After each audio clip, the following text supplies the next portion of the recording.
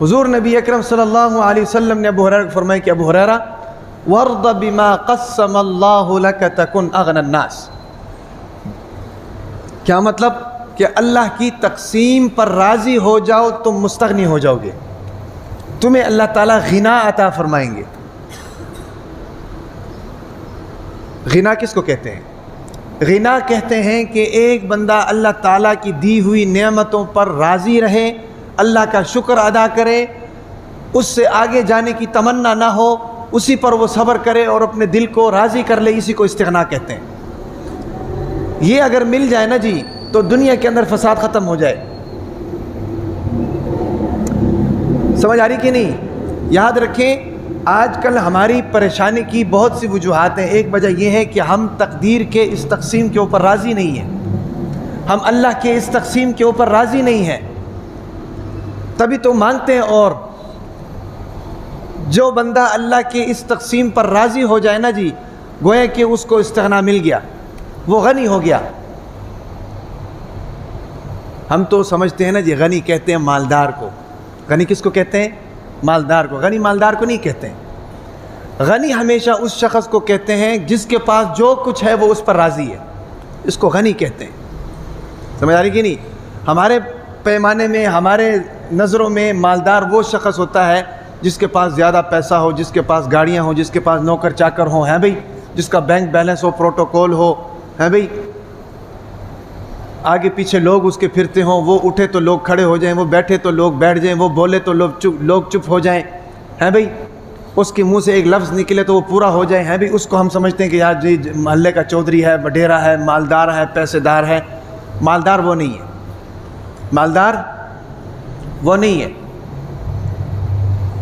یاد رکھیں مالدار وہ ہے کہ جس کو اللہ نے جو کچھ دیا ہے وہ اس پر راضی ہو جائے، وہ مالدار ہے۔ دیکھیں ابھی ایک آدمی مالدار ہے لیکن اس کے پاس استغنا نہیں ہے، اس کے پاس غنا نہیں ہے، یعنی اس کے دل میں اور بھی لالچ ہے، دل مانگے اور، ایک فیکٹری ہے تو دوسری آ جائے، دوسری ہے تو تیسری آ جائے، ایک گاڑی ہے تو دوسری آ جائے، دوسری ہے تو تیسری آ جائے، تو وہ مالدار نہیں ہے، وہ لالچی ہے۔ کیا ہے؟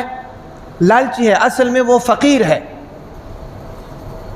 مالدار اگر لالچ کرتا ہے اور اس کا دل اللہ کی نعمتوں پر صبر نہیں کر رہا ہے، اس کا دل اور بھی مانگ رہا ہے، تو گویا کہ وہ مالدار ہونے کے ساتھ ساتھ فقیر ہے۔ اور جو شخص اللہ تعالیٰ کے دیے ہوئے مال پر راضی ہے، اللہ اگر دے تو اس کا شکر ہے، نہ دے تو صبر ہے، اور جو اللہ نے دیا ہے اس پر راضی ہے، ہاں بھئی، تو وہ چاہے فقیر ہی کیوں نہ ہو لیکن وہ دل کا مالدار ہے۔ اصل مالدار یہ ہے۔ سمجھ آ رہی کہ نہیں؟ تو اس حدیث میں اللہ کے نبی نے ابو ہریرہ رضی اللہ تعالیٰ عنہ کو کیا فرمایا کہ وَارْضَ بِمَا قَسَّمَ اللَّهُ لَكَ تَكُنْ أَغْنَى النَّاسِ، کہ اللہ کی تقسیم پر راضی ہو جاؤ۔ آج ہمارے گھر میں لڑائیاں کیوں ہو رہی ہیں؟ اسی پر لڑائی ہو رہی ہے، یہ زمین مجھے ملنی چاہیے، یہ کمرہ مجھے ملنا چاہیے، یہ گھر مجھے ملنا چاہیے، یہ گاڑی مجھے ملنی چاہیے، ہاں بھئی، اتنے پیسے میرے ہونے چاہیے۔ رشتہ داروں کے اندر لڑائی ہے، فیکٹری کے اندر لڑائی ہے، اداروں کے اندر لڑائی ہے، یہ عہدہ میرے پاس ہونا چاہیے، یہ منصب میرے پاس ہونا چاہیے، یہ پروٹوکول میرے پاس ہونا چاہیے۔ کیوں ہو رہا ہے؟ دل کے اندر لالچ ہے، لالچ۔ حضور نبی اکرم صلی اللہ علیہ وسلم نے فرمایا کہ انسان سونے کا پہاڑ چاہتا ہے، اللہ اگر اس کو سونے کا پہاڑ دے دے تو وہ اس پر صبر نہیں کرے گا، شکر نہیں کرے گا، وہ کہے گا اور دو۔ دوسرا مل جائے تو تیسرا چاہے گا، تیسرا مل جائے تو چوتھا چاہے گا۔ فرمایا کہ دنیا کے یہ پہاڑ اس بنی آدم کے پیٹ کو نہیں بھر سکتے ہیں، اس بنی آدم کا پیٹ جو ہے وہ قبر کی مٹی بھر سکتا ہے۔ کیوں کہا؟ اس لیے کہا کہ انسان لالچ کرتا ہے بھائی۔ تو ابو ہریرہ رضی اللہ تعالی عنہ کو کیا فرمایا کہ بھائی اگر زندگی میں سکون چاہتے ہو تو اللہ کی تقسیم پر راضی ہو جاؤ۔ تقسیم پر راضی نہیں ہوگے تو ہمیشہ یا حسد کرو گے، بغض کرو گے، کینہ کرو گے، غیبت کرو گے، چوری کرو گے، ڈاکے ڈالو گے۔ آج چور چوری کیوں کر رہا ہے؟ پیسے زیادہ چاہیے۔ ڈاکو ڈاکہ کیوں ڈال رہا ہے؟ پیسے زیادہ چاہیے۔ دکاندار ملاوٹ کیوں کر رہا ہے؟ پیسے زیادہ چاہیے۔ افسر رشوت کیوں لے رہا ہے؟ پیسے زیادہ چاہیے۔ لائن مین جناب صحیح ریڈنگ کیوں نہیں لکھ رہا؟ پیسے زیادہ چاہیے، تنخواہ سے اس کا گزارا نہیں ہو رہا۔ پولیس والا چوک پر کھڑا ہو کر تلاشی کے بہانے رشوت کیوں لیتا ہے؟ پیسے چاہیے۔ ٹریفک وارڈن جناب ٹریفک صحیح چلانے کے بہانے میں رشوت کیوں لے رہا ہے؟ پیسہ چاہیے. کیوں پیسہ چاہیے؟ رشوت کیوں چاہیے؟ دل میں لالچ ہے. لالچ کیوں ہے؟ دل کے اندر استغنا نہیں ہے. اللہ نے جو کچھ اس کو دیا اس پر راضی نہیں ہے. پھر اس کی زندگی ساری ٹینشن میں گزرتی ہے, پورا ہی نہیں پڑتا. کیسے پورا پڑے گا جب اس کے حلال مال کے اندر حرام مال مکس ہو گیا؟ تو کیسے پورا ہوگا؟ بھئی دودھ کے اندر اگر زہر کا ایک قطرہ ملا دو, دودھ پی سکتے ہیں؟ نہیں پی سکتے. دودھ کے اندر پیشاب کا ایک قطرہ ملا دو, دودھ صاف ہے, حالانکہ نظر تو نہیں آ رہا, نہ زہر نظر آ رہا ہے نہ پیشاب نظر آ رہا ہے. صرف آپ کو بتا دیا جائے 10 گلاس دودھ کے رکھے جائیں کہ اس میں سے ایک گلاس جو ہے اس میں زہر کا ایک قطرہ ہے, تو 10 کے 10 نہیں پئیں گے, حالانکہ ایک میں ہے, کیونکہ پتہ ہی کوئی نہیں. سمجھ آ رہی کہ نہیں؟ تو حلال مال کے اندر حرام مال اگر شامل ہو گیا تو حلال مال میں برکت کہاں سے آئے گی؟ نہیں آئے گی. تو ابو ہریرہ رضی اللہ تعالی عنہ کو جو 5 نصیحتیں حضور نبی اکرم صلی اللہ علیہ وسلم نے کی ہے نا جی, ان 5 نصیحتوں میں سے دوسری نصیحت کیا ہے؟ اللہ کے نبی نے فرمایا کہ بھائی ورض بما قسم اللہ لک تکن اغنی الناس, کہ اللہ کے دیے ہوئے مال پر شکر کرو اور اسی پر صبر کرو, اللہ تعالیٰ آپ کو مستغنی کر دے گا. دنیا کے اندر دیکھو نا, وقت سے پہلے بوڑھے ہو رہے ہیں, وقت سے پہلے داڑھی چٹی ہو رہی ہے, وقت سے پہلے کمزور ہو رہے ہیں. کیوں؟ ٹینشن ہے. کس چیز کی ٹینشن؟ فلانے نے اتنا پیسہ کما لیا, میں نے کیوں نہیں کمایا؟ فلانے کے پاس گاڑی آ گئی, میرے پاس کیوں نہیں آئی؟ فلانے کے پاس موٹر سائیکل آ گئی, میرے پاس کیوں نہیں ہے؟ فلانا بڑا جناب بزنس بہت ترقی کر رہا ہے, میرا کیوں نہیں ترقی کر رہا ہے بھائی؟ یہی لالچ ہے, یہی پریشانی ہے, اس کی وجہ سے ٹینشن ہے بھائی. بیمار بھی ہو رہے ہیں, شوگر بھی ہو رہے ہیں, بلڈ پریشر کے مریض بھی ہو رہے ہیں بھائی, بال بھی چٹے ہو رہے ہیں. دیہاتوں میں چلے جائیں, یا KPK کے اندر آپ چلے جائیں, وہاں پر جناب ہمارے ہم عمر جو لوگ ہیں نا جی, وہ عمر میں ہم سے چھوٹے لگیں گے, بال بھی جناب کالے سیاہ ہیں, چٹے نہیں ہیں, صحت بھی جناب تندرست ہے. کیوں؟ ٹینشن نہیں ہے. ٹینشن کیوں نہیں ہے؟ لالچ نہیں ہے. میرے چاچو ہیں, ان کے بیٹے وہاں بیٹھے ہوئے ہیں, میرے چاچو ہیں, میرے سے کتنے سال بڑے ہوں گے میرے چاچو, چترال میں ہوتے ہیں, میرے ساتھ کھڑے ہوتے ہیں, لوگ کہتے ہیں یہ آپ کا بڑا بھائی ہے,